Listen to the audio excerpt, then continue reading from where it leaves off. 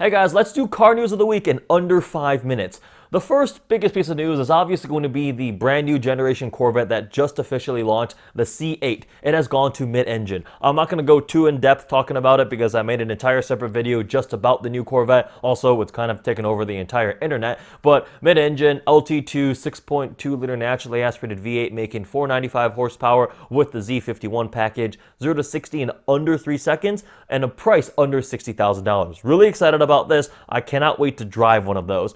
Two big pieces of news relating to the Corvette, though, are there is a C8R coming. That's officially confirmed. Race car, they kind of showed some teaser shots of it under camo. It's got pretty big shoes to fill given the success of the Corvette race team in the past before. So it'll be cool to see how they change the mid-engine affects that. And then also there's a convertible coming. The coupe, the Stingray they just launched is a Targa like before. You can take the roof panel off, put it in the trunk. But there's also going to be a true convertible coming, which they also teased that in the kind of the media debut event for the C8 generation Corvette.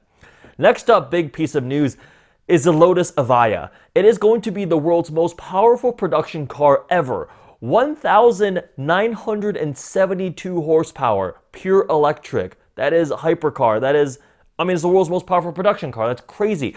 It'll do 0 to 186 miles an hour in 8.6 seconds. To put that into perspective, a Bugatti Chiron is a very, very fast car. The Bugatti Chiron requires 13.6 seconds to get to 186 miles an hour from a standstill. That is 5 seconds slower than what this Lotus will do, that's mind-boggling. It's almost 2,000 horsepower. Pure electric, they're going to build 130 of these things.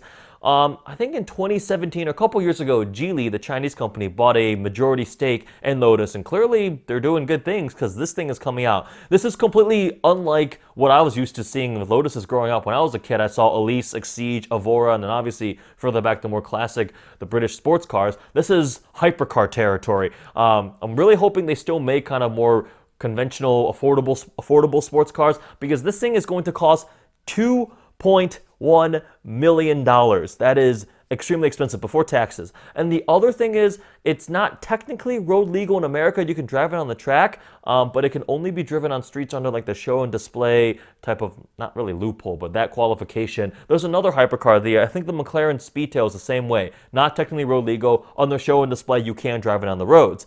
They're also going to target the Neo EP9, that Chinese electric race car, supercar thing. I actually saw one of those in person. I left the airport because our flight got delayed by like a day. So we were just wandering around Beijing, and in a giant shopping mall, there was a Neo EP9. I'm like, whoa, I know what car that is. That ran a 645 around the Nürburgring, so they're going to try to beat that, and they're confident they will be able to beat that. It's absolutely, the numbers are stunning. They're amazing. The car looks really, really cool. So congrats to Lotus. Really excited to see some of those things out there. The chances of actually seeing one in person are probably slim because they're $2 million and only 130 are being built. But the numbers look like, I want to see the confirmed numbers and see some people drive them. It looks amazing. The last thing is Ford and Volkswagen announced a partnership. The details they released some more recently. So it kind of centers around electric cars and then autonomous driving stuff.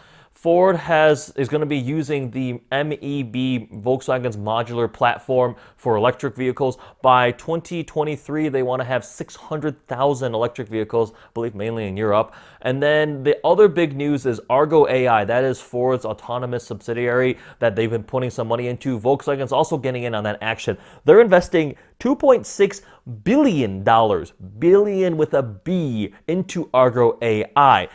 They're also going to put in their autonomous driving subsidiary that's via Audi into it. So they're really getting in on that whole self-driving car type of stuff. They're buying $500 million of Argo AI shares from Ford over 3 years. Ford is also going to put that other $600 million in cash they promised for Argo out of their $1 billion investment. So I just threw around all these gigantic numbers. They're really pushing to get to level 4 autonomous driving vehicles for like delivery and ride sharing type of stuff.